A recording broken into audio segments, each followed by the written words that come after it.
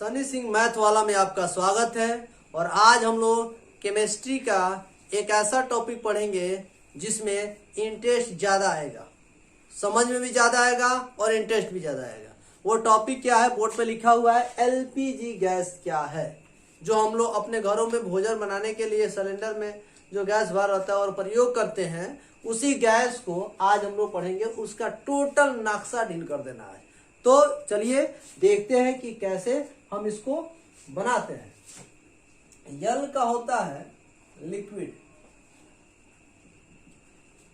P का petroleum,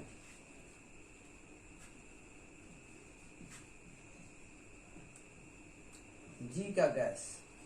मतलब हुआ इसका लिक्विड पेट्रोलियम गैस। एलपीजी का फुल फॉर्म हिंदी की बात करते हैं इसका, तो लिक्विड का मतलब होता है द्रवीभूत, पेट्रोलियम का पेट्रोलियम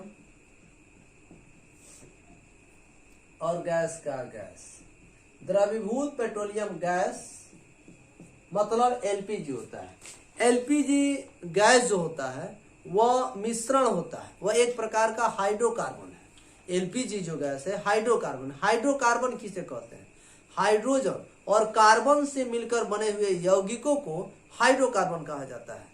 तो हम लोग हाइड्रोकार्बन में जान गए हाइड्रो और कार्बन। हाइड्रो का मतलब हाइड्रोजन और कार्बन का मतलब कार्बन। हाइड्रोकार्बन का मतलब होता है हाइड्रोजन और कार्बन से मिलकर बना हुआ यौगिक।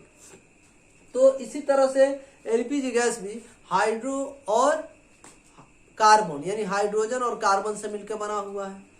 इसमें मुख्य रूप से 3 यौगिक पाए जाते हैं। हाइड्रोकार्बन के 3 यौगिक कौन कौन? तो यह होता है एथेन, प्रोपेन, ब्यूटेन। एथेन का फॉर्मूला की बात करें C2H6 C3H8 C4H10, ये इसका फॉर्मूला है। ठीक है, ये दोनों मिलाकर के इसमें 15% पाया जाता है और यह अकेले 85% पाया जाता है।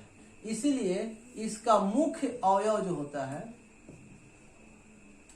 वह ब्यूटेन होता है। अब इसका डिफिनेशन जानते हैं। एलपीजी क्या है? एलपीजी एक प्रकार का हाइड्रोकार्बन है, ठीक है, जो एथेन, प्रोपेन और ब्यूटेन से मिलकर बना होता है। इसका मुख्य अवयव ब्यूटेन होता है क्योंकि इसमें 85% ब्यूटेन पाया जाता है और 15% में एथेन और प्रोपेन होता है। अब बात आती है कि इसमें और क्या होता है। इसके डिफिनीशन में और क्या लिखेंगे, तो हम लोग लिखेंगे क्या, थोड़ा सा एकदम और था। इसको जलाने के बाद जब इसको हम लोग इस गैस को जलाते हैं तो धुआं की उत्पत्ति ना के बराबर होता है। मतलब समझिए दिखाई नहीं देता है। क्या गैस सिलेंडर में जब बारते हैं आप तो क्या आपको दिखाई देता है? क्या आपको दिखाई देता है कि धुआं कहां से उठा? नहीं दिखाई देता है। इसका मतलब एलपीजी गैस को जब जलाया जाता है तो धुआं की उत्पत्ति ना के बराबर होता है, और जिस ईंधन को जलाने में धुआं की उत्पत्ति ना के बराबर होता है उसे आदर्श ईंधन माना जाता है। अतः एलपीजी एक प्रकार का आदर्श ईंधन माना जाता है। मैं अभी बताऊंगा आदर्श ईंधन किसे कहते हैं। एलपीजी एक क्या है, आदर्श ईंधन है क्योंकि इसे जलाने पर धुआं की उत्पत्ति ना के बराबर होता है। जब इसे निकाला जाता है तो यह गैसीय अवस्था में रहता है। किस अवस्था में रहता है? अवस्था इसकी कैसी रहती है? गैसीय अवस्था रहती है, जिसे संघनन विधि द्वारा, किस विधि द्वारा? संघनन विधि द्वारा इसे द्रव में बदल दिया जाता है। किसे बदल दिया जाता है? द्रव में। संघनन विधि द्वारा इसे द्रव में बदल दिया जाता है और इसे सिलेंडर में भर लेते हैं और सिलेंडर में भर करके उसे नब से बंद करते हैं ताकि इस पर दाब हटेगा तो या फिर द्रव गैस में बदल जाएगा। अच्छा, अभी बताएंगे संघनन विधि क्या है।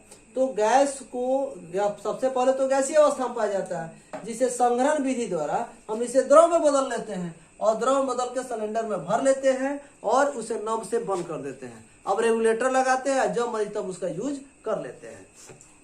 ये हो गया आपका एलपीजी गैस। अब आपके पास इसमें 2 मुद्दे आए थे, एक है संघनन विधि और दूसरा क्या है आपका, तो दूसरा है आपका आदर्श ईंधन। तो देखिए हम सबसे पहले संघनन विधि की बात करते हैं। संघनन विधि में क्या होता है, संघनन विधि किसे कहते हैं, तो गैस को द्रव में बदलने की विधि को संघनन विधि कहते हैं। इसमें एक सिलेंडर के आकार का पात्र लिया जाता है, उसमें एक पेडस्टल डाल दिया जाता है। ये सिलेंडर के आकार का पात्र हो गया और इसमें एक पेडस्टल डाल देंगे। पेडस्टल के किनारे पर रबड़ लगा, जैसे सिरिंज का रबड़ होता है, ठीक है। और इसको और ऊपर से धीरे धीरे दबाव डालेंगे और यह पेडस्टल ऐसा होना चाहिए ताकि इसमें से एक भी गैस बाहर ना निकले। अब हम इस पर जब दबाव डालेंगे ना, जैसे जैसे दबाव डालेंगे तो गैस के कण एक दूसरे के नजदीक आता जाएगा। एक समय ऐसा आएगा कि गैस के कण के बीच की दूरी द्रव के कण के बीच की दूरी के बराबर हो जाएगा और उसी समय गैस द्रव में बदल जाएगा। तो ये तो था हमारा संघनन विधि। संघनन विधि का प्रयोग जहाँ गैस को द्रव में बदला जाता है वहां पे किया जाता है। अब आता है आदर्श ईंधन।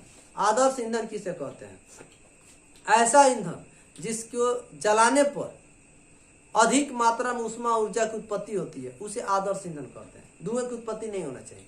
इसका कंडीशन क्या है, इसकी विशेषता क्या है, सबसे पहली विशेषता इसको जलाने पर धुआं की उत्पत्ति नहीं होता है, ठीक है। दूसरा विशेषता यह सस्ता होता है, सुलभ होता है।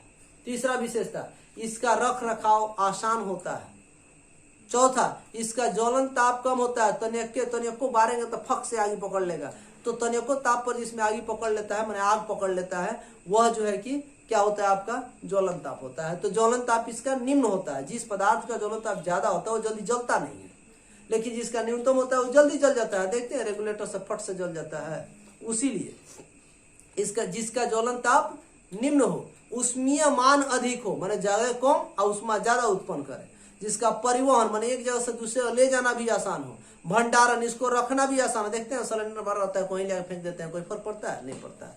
तो इस तरह से आदर्श ईंधन के रूप में फिर से जानते हैं वैसा ईंधन जिसको जलाने पर अधिक मात्रा में ऊर्जा की उत्पत्ति होती है और खर्चा कम लगता है, उसी को आदर्श ईंधन कहा जाता है। इसकी विशेषता क्या है, इसमें खर्चा कम लगता है, यह सस्ता होता है, इसको जलाने पर धुएं की उत्पत्ति ना के बराबर होती है या नहीं होती है, इसका भंडारण और परिवहन आसान होता है, इसका ज्वलन ताप निम्न होता है, ठीक है। और इस तरह से हम आदर्श ईंधन के बारे में भी जानते हैं। तो इसी तरह से बहुत सारे वीडियोज को देखने के लिए आप हमेशा जुड़े रहिए सनी सिंह मैथ वाला से।